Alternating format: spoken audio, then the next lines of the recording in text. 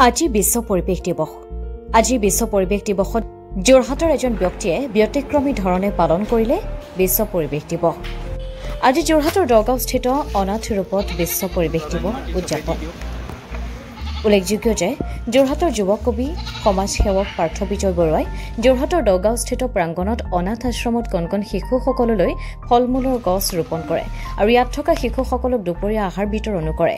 সমাজকৰ্মী পাৰ্থ বিজয় বৰুৱাই শিশুসকলক বিশ্ব পৰিৱেশ দিৱসৰ ওপৰত কিছু শিক্ষা প্ৰদান কৰাৰ লগতে শিশুসকলক বিনামূলীয়াকৈ শিক্ষা দিয়াৰ এক ব্যৱস্থা গ্ৰহণ কৰিছে।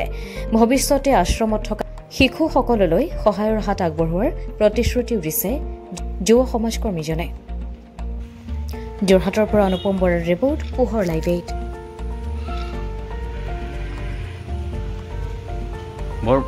আজি বিশ্ব পৰিৱেশ দিৱস, আজি 5 জুন, আৰু আজি এই বিশেষ দিনটোত দগাঁৱৰ আমাৰ যোৰহাটৰ দগাঁৱৰ যি অনাথ আশ্ৰম আছে, এই অনাথ আশ্ৰমত আহি কণ ল'ৰা ছোৱালীবোৰৰ মাজত বৃক্ষৰোপণ কৰি অতি ভাল লাগিছে, অতি আনন্দিত হৈছোঁ।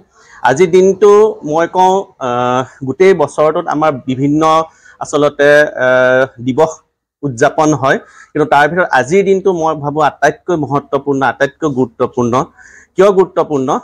কাৰণ 1973 চনৰ 5 জুনত প্ৰথম বিশ্ব পৰিৱেশ দিৱস পালন কৰা হৈছিল। সেই দিনটোৰ পৰা আজিলৈকে প্ৰত্যেক বছৰ 5 জুন তাৰিখে বিশ্ব পৰিৱেশ দিৱস পালন হৈ আহিছে। আৰু পৰিৱেশৰ আচলতে যি ভাৰসাম্যতা আজিকালি একেবাৰে নোহোৱা হৈ গৈছে। প্ৰত্যেক বছৰ এটা সমীক্ষাৰ পৰা জনা গৈছে, প্ৰত্যেক বছৰ প্ৰায় 15 নিযুত বিশ্বৰ মানুহ খাদ্যৰ অভাৱত মৰিছে, আৰু 108 কোটি মানুহ প্ৰত্যেক বছৰ বায়ু প্ৰদূষণত আক্ৰান্ত হৈছে। আৰু তাপমাত্ৰা বিশেষকৈ এই বছৰ দেখা গৈছে যে ভাৰতৰ বিভিন্ন ঠাইত 50 ডিগ্ৰীলৈকে উষ্ণতা বাঢ়িছে। এইবোৰ কিয় হৈছে? এইবোৰ অকল পৰিৱেশৰ ভাৰসাম্যতা নোহোৱাৰ কাৰণে হৈছে। গতিকে আমি পৰিৱেশৰ ভাৰসাম্যতা ৰক্ষা কৰিবৰ কাৰণে বৃক্ষৰোপণ কৰিব লাগিব, প্লাষ্টিকৰ ব্যৱহাৰ কম কৰিব লাগিব, আৰু তেনেধৰণে আমি পৰিৱেশৰ ভাৰসাম্যতা ৰক্ষা কৰিবলৈ আমি আগবাঢ়ি যাব লাগিব। আৰু আজি যি বিশ্ব পৰিৱেশ দিৱসৰ দিনা বহুতে গছপুলি ৰুইছে বা বিভিন্ন অনুষ্ঠান আজি হৈছে, এই ক্ষেত্ৰত গছপুলি ৰুইছে, কিন্তু অকল আমি এদিন সেইটো পালন কৰিলে নহ'ব। আমি ভাৰতত 140 কোটি জনতা আছে। এই 140 কোটি জনতাই যদি আমি প্ৰত্যেক সপ্তাহত নোৱাৰিলেও মাহেকত এদিন যদি আমি গছপুলি ৰোপণ কৰিব পাৰোঁ, সেই যদি আমি প্ৰণ হাতত লওঁ, তেতিয়াহ'লে আমাৰ পৰিৱেশ অতি সুন্দৰ হৈ পৰিব, আমাৰ পৃথিৱীখন অতি ধুনীয়া হৈ পৰিব, বায়ু প্ৰদূষণ কমিব, খাদ্য প্ৰদূষণ কমিব, সকলো পিনে এক শান্তিময় পৰিৱেশৰ সৃষ্টি হ'ব। নহ'লে আজিৰ পৰা আপোনাৰ 20 বছৰ পিছত বা 30 বছৰ পিছত হয়তো উষ্ণতা গৈ 60 ডিগ্ৰীও পাবলৈ আছে, য'ত আমাৰ মানুহখিনি জীয়াই থাকিবলৈ অতি কষ্টকৰ হৈ পৰিব বা অসম্ভৱ হৈ পৰিব। গতিকে মই সকলোকে এটাই আহ্বান জনাওঁ যে আমি প্ৰত্যেক মাহতে বিশ্ব পৰিৱেশ দিৱস পালন কৰোঁ। অকল বছৰেকত এটা দিন নহয় যে এটা দিনত আমি গছপুলি ৰুলোঁ, ইয়াতে আমাৰ দায়িত্ব সামৰিলোঁ, সেইটো নহয়।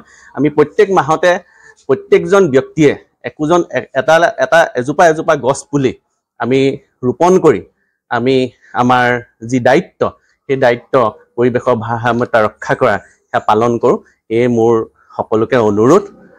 ইমান পৰিৱেশ দিৱস হিচাপে আজি আমাৰ এই অনুষ্ঠানলৈ অহা কবি, সাহিত্যিক, সমাজ সেৱক, বিদ্যা নিকেতনৰ স্বত্বাধিকাৰী পাৰ্থ বিজয় বৰুৱা আহি আমাৰ এই অনুষ্ঠানত যিখিনি কণ ল'ৰা ছোৱালীখিনিৰ লগত গছপুলি ৰোপণৰ ক্ষেত্ৰত যিখিনি কথা আমাৰ ল'ৰা ছোৱালীখিনিক আগবঢ়ালেহি, তেখেতলৈ আমাৰ আজি এই অনুষ্ঠানৰ তৰফৰ পৰা অশেষ অভিনন্দন জ্ঞাপন কৰিলোঁ। তেখেতে আহি আমাৰ এই অনুষ্ঠানত আমাৰ গোটেই অনুষ্ঠানটোৰ সবিশেষ কথা জানি লয়, আৰু ভৱিষ্যতে এই অনুষ্ঠানটোক যে আমি যদি কিবা কৰিব পাৰোঁ, তেওঁলোকে আমাক বহুত এটা আশা দি থৈ গৈছে।